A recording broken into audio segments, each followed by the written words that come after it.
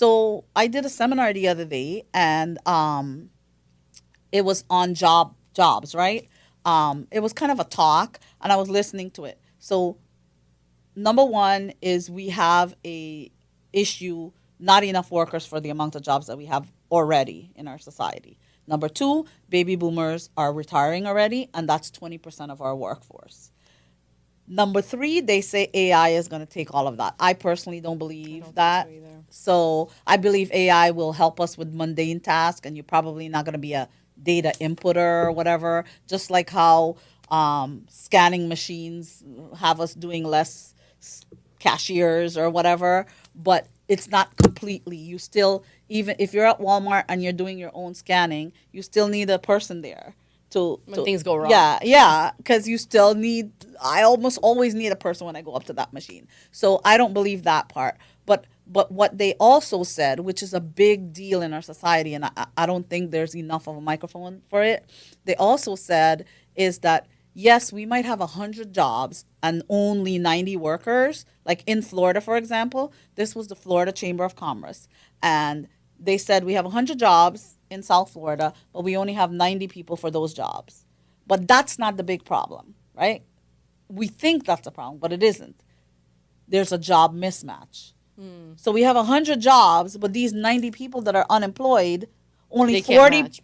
40 of them are qualified for the 100 It's funny jobs. because the attorney world's different, right? In our world, there's like, 50 jobs and 150 lawyers, whatever. I'm just throwing numbers out there Right. as it's not accurate, but like we So have maybe that's not a more. marketable degree. Yeah, we have more attorneys. Like we just keep churning out attorneys, like this attorney making machine, all these law schools, but then they can't find adequate jobs. So it's just, See, so that might yeah. not be a marketable degree. Yeah. You know, So it that's comes back to like, do your homework, do your research, think about your life in as a big picture and not just like because you think it looks good or because you think they make money.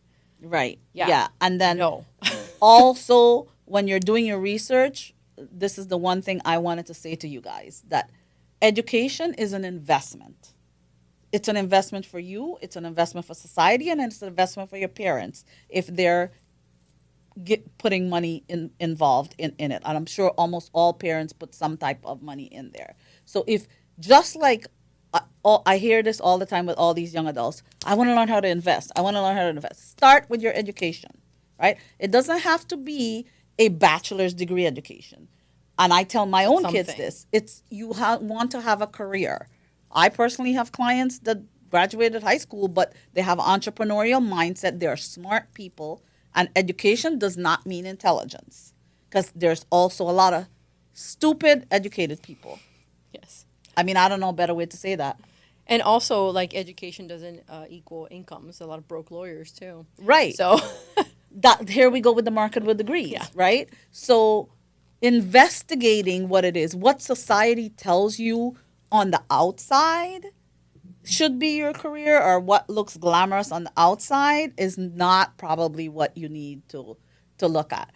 You need to do something you love. Yes, it has to be something that what you but do your process. It's a multi layers, like Sahili said, and check out your investment. If you're going to invest in higher education or wherever you're investing in education, you want to understand your returns. That's how the stock market absolutely. works, right? So if you want to learn how to invest, all these younger people want to learn how to invest. Start with your education. Start learning how to work your budget. Start more learning what a credit card is. Start learning all those things.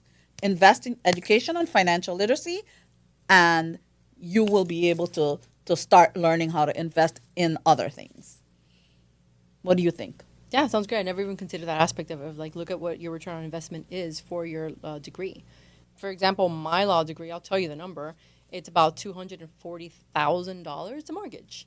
And so, I never even gave thought to, okay, well, maybe I am. And by the way, I started at $55,000 with That was your $240,000. salary. That was my salary when I first started. Now, granted, this was back in '09. Yeah, but you When still the had $250,000 Exactly. in In loans. loans. And I never Yes. considered that. I never even considered, I just assumed lawyers made great money, right? Right. And when you're young, you're like, oh, $55,000, $60,000 sounds great at that time in '09.